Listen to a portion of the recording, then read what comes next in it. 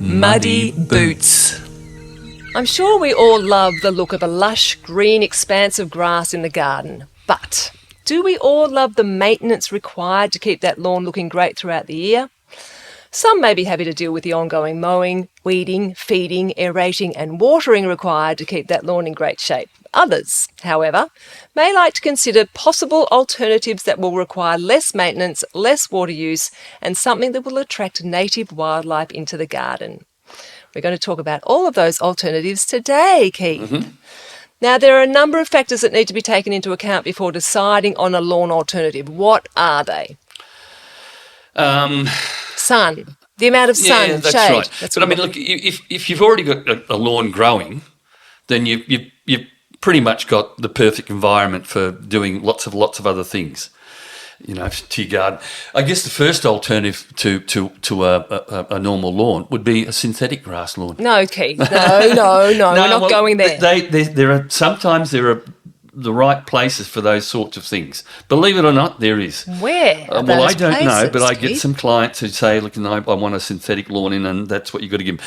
Particularly people like someone who has an interest in golf, for instance, and you can put a synthetic lawn in and they've got a putting green. Yeah. So, I have used synthetic grass in those sorts of situations before. We were walking past one down in Torquay, I think, and I thought the colour was so wrong. Yeah. It's just, anyway. And they're not, people think that they're virtually maintenance free, but they're not, because I took a photograph of my hairdresser's synthetic grass that she had in her front yard, and it was chock-a-block full of weeds. Oh. And I thought, my God, this is a great shot. That's why she put it in, to stop the weeds. But the next time I went, they'd all been removed. But they're not. It's not maintenance free, No. So you've got to look at the natural things that will provide that elements of beauty. Yes, absolutely. And there's lots of alternatives. Okay, so we're going back again. What are the best conditions to have, or what do we need to consider before we put down that lawn? We need to think about the sun, the amount of sun in that area. Yeah. We need to think about the amount of traffic, like foot traffic it's going to have, the size of the area, obviously, whether it's on a slope or flat, the water use.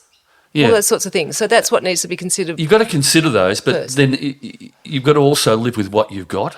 And if you do have a situation where you've got, a slightly shady area, then you pick a plant that's going to, that's going to grow in that sort of a shady situation. That's right. Well, that's what I'm saying. So look at what you've got. If you want to change it up, look at the area and think, okay, what is going to work best? Yep. Once you've decided, you've got all those Absolutely. listed. Okay. If you could look outside my window right now, which we can, you would see a large patch of very dead grass, which is about to be replaced with a layer of wonderful Clyde compost and then completely covered with granitic sand. This is something very new for me, as we've always had traditional grass lawn, but I have decided it's time, with a bit of assistance from you, to try something different. And there are so many benefits to using granitic sand. Apart from being suited to our new Mediterranean-style garden, what are the benefits of granitic sand? The benefits of granitic sand are only applicable providing you've done the things that you're going to do, and that is to put all that goodness into the soil first. So the compost you're putting in there, you're putting lignite in there as well, which is going to add to the capacities of the soil to hold moisture, as well as have wonderful feeding elements in it, the humates. And then once you've done that and you've got all those goodies in there, then you need to really just seal that off and protect that. And one of the best things and the most long-lived things to do is to put down that granitic sand, because granitic sand comes from rock, and the granitic sand that you're using down there is actually a granite. So it's not a basalt, it's a granite, and it will contain lots and lots of little microelements and the minerals and things as well. So it's adding to the soil as each time it rains, and at the depth you're going to be putting that down, you're going to be preventing any weed growth coming up. By the time it gets up through that, it'll be so weak and spindly that you just rub it with your foot and that's it. The weed's dead. Fantastic.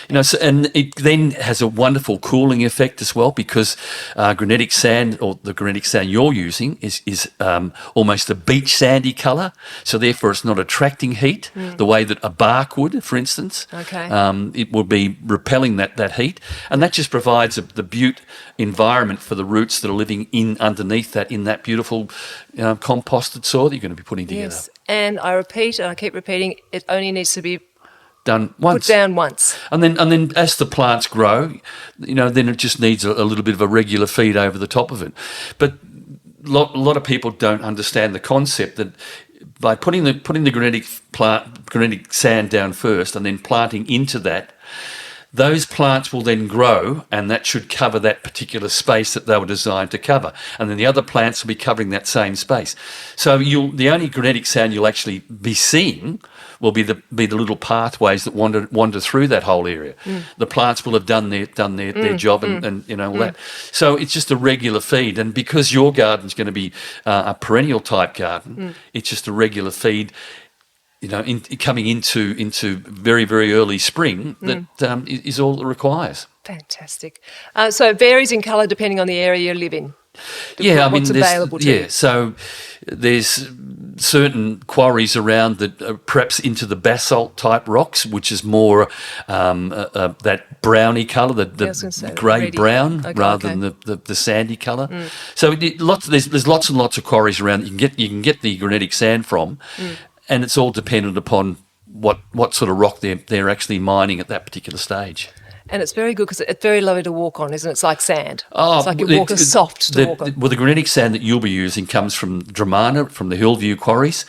And the way that I best describe that is that once it's down, it's very much like walking on the hard, compacted beach sand. Fantastic. It's just brilliant. I can't wait. Okay, what other mulches would you recommend as a lawn alternative, organic and inorganic?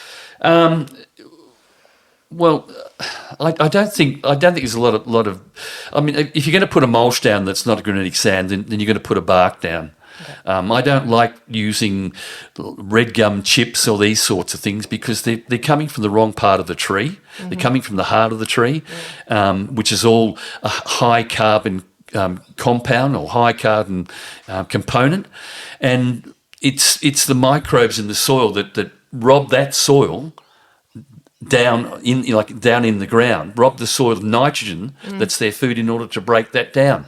So you're depleting the soil's capacity, to grow good, strong, healthy things. Yep. So if you're going to be putting a bark down of any sort, then I would be going for what was originally called a 1/2-inch hammermill pine bark. So that's a 10 mil size pine bark, which is from the bark of the tree, not from the internal part of the tree. Okay. And that's quite a nice surface to walk over. Yeah, okay. All right, thank you. For those who would prefer an alternative that is still green and soft underfoot, there are a heap of those. I personally love the idea of a flowering herb ground cover. Something that like creeping thyme or chamomile, which can tolerate light traffic, it grows quite slowly, and create a really lovely fragrance when walked on. So they're also a magnet to beneficial insects, which is obviously appealing. Yeah. What other herbs would you recommend that are tough enough to be walked on? Well, in terms of herbs, you've got chamomile, for instance, which makes a nice lawn alternative, and then you've got things like the thymes. The thymes there's that many different types of thymes now that are available, and then just getting away slightly from the herbs. Already, I love the herbs. Well, you can, and there's a wonderful prostrate rosemary now. Yes, which is a beautiful thick component, and walking on that. I mean, you wouldn't be walking on a regular basis, but bare feet might be a bit harsh. Yeah, but when you walk on that, it just releases so many aromatics. It's just fantastic, and by doing that, you're releasing those aromatics, which actually becomes a pest repellent as well. So it gets rid of pests. So that's a great one that you can actually use. There's another fantastic, if you want to call it a herb, because herbs are things that you can use in culinary instances. There is that pig face, for instance. Yeah, you can. That's right, you can use that. Which is Carpobrotus rossii, and it was used, or it grows in through sandy dunes and so forth. Yeah. And our indigenous people used to actually harvest the fruit from that. So after that, the pinky coloured flower has been germinated or pollinated, it produces a fruit which is looks like a little pig's face, and it's actually almost like a fig. And you can actually eat a fig. You can actually eat it. You can actually pick it up and eat it, or dry it, and it's like a dried fig. And it is a fantastic plant for covering steep banks as well. Yes. The actual little succulent-like leaves are great thrown into a stir fry. They've got this sweet, salty sort of a flavour about them. So it's an absolute ripper. A neighbour of yours has that on their nature strip. They do, yeah. There is, and then there's another place that I've seen it where there's a rather steep bank, and they've grown it down over this steep bank, and it just forms a fabulous carpet. Okay. Looks brilliant.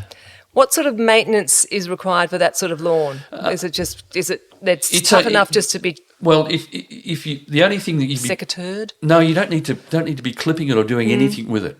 The only thing you might find is the occasional weed seed might blow in, and depending what sort of mulch you've got, it can germinate. But that's only a matter of just picking those out. You don't use any herbicides or anything else on it because you can kill the whole plant by doing that. Yeah. But that one plant, for instance, can cover 3 square metres, so it's a very, very economical plant to put down as a ground cover as well. And the herbs the same? What do we? Are they? I mean, I know that some of them actually will repel pests, but are any of them going to be? Are there going to be pests? Any pests that are going to be a problem for these? No, I don't think it'll be pests that'll be a problem. And the great one, if you have problems with, say, mosquitoes, pennyroyal is an absolutely fantastic little ground cover and lawn alternative. Yeah. That it's got this beautiful peppermint sort of a spray that comes up, which the mosquitoes hate. Yeah. Fantastic. There are plenty of other herbs that could be used, but they don't necessarily cope as well with foot traffic. But with the addition of stepping stones or pavers, you could still have them. Things like, well, you mentioned the prostrate rosemary, oregano, marjoram. Yep. They can all be used as well, can't they? Used, yep. Okay, so that's a multitude of benefits or options. Options is the word I'm trying to use. There's another one that a Pentia cordifolia, which is actually best known as the baby sunrose. Yeah. That is an absolutely brilliant ground cover as well. It's almost like a succulent sort of leaf, but a flat, thick little succulent leaf, and it produces beautiful little rose-coloured flowers. And Cute. Both the leaves and the roses can be thrown in and mixed into a salad. So that's another great one. Pentia. What's it called? It's common name is baby sunrose. So if you Google baby sunrose, you'll see it. It's Pentia cordifolia. Okay. Little triangular succulent leaves, and it's absolutely brilliant as a lawn alternative. Great. Okay, so moving on from the herbs, what other ground covers would you recommend that can tolerate foot traffic? Zoysia tenuifolia is one that I have written here. Yeah, that's a good one. That's got a sort of an undulating form about it, hasn't it? It has, yeah. That's quite popular at the moment. It is very popular at the moment. Yeah. So that's a good one. Yeah. But another one to consider would be something like Pratia. Yes. Pratia ventriculata is a good one. Or better still, an Australian native one, and that can either be a plant called Dichondra repens. I've got that here, yes. Which is brilliant. Or it has another one called Silver Falls, which is brilliant, providing you've got lots of sunlight. It's got to be a sun-baked sort of a situation, and that's a wonderful little ground cover that you can walk on. Dichondra repens is a bigger leaf on it, but it will tolerate a bit more walking on. I've got Dichondra repens in my backyard as a part of the lawn where the hedge is and it doesn't get very much sunlight. It grows beautifully in that sort of a situation. Yep. So it's a fantastic one for that. So they're great alternatives for that. And then, of course, you've got the native violet. I was about to say that. I knew you were. I thought I'd jump in. I was going to come up with that one. I've seen a beautiful picture, which I'm going to put up on our, when we promote this, because it's a gorgeous picture of native violets, and they look wonderful. They've got little stepping stones going through them. They look absolutely gorgeous. So, yes. And I think there's some quite good health-giving properties from violets, but I'm not suggesting you try it. But You're not sure? No, we're not 100% sure, so we won't be promoting that back, but might be worth looking into. Okay, will these all cope in low-light areas? Most of them will. Okay. And particularly the best one out of all those is going to be something like the Dichondra. Okay. It'll tolerate about total shade. What sort of maintenance do they require? None. And if you're going to be giving him any food, then make sure it is a low phosphorus toxic fertiliser. Okay. So it's got to be something that is native-y. Bush tucker is probably the best one for that. Yep. Okay. Any pests and disease issues to look out for? No, not for those. Good. Moving on from that then. We recently dedicated a podcast to the growing of a wildflower meadow. That's another very pretty alternative, I think, to a traditional lawn and requires no mowing unless you want to mow a path through the middle. Yep. You really only need to give it a chop with a brush cutter twice a year to encourage growth and flowering. And then just leave all the heads just to fall on the ground to set up next year's growth. That's right. And, How easy. And what people might not understand about that is that when you do that, the seeds will drop on the ground and they will germinate and they'll produce florets, which is still covering that ground. So there's no soil that's being exposed to weeds and so forth. Yep. But you just got to know that you're doing that after the plants have been germinated. The seed heads are, ready to rock and roll. Okay. And you're right. Let them just leave them alone. Leave it alone Exactly. to do its thing.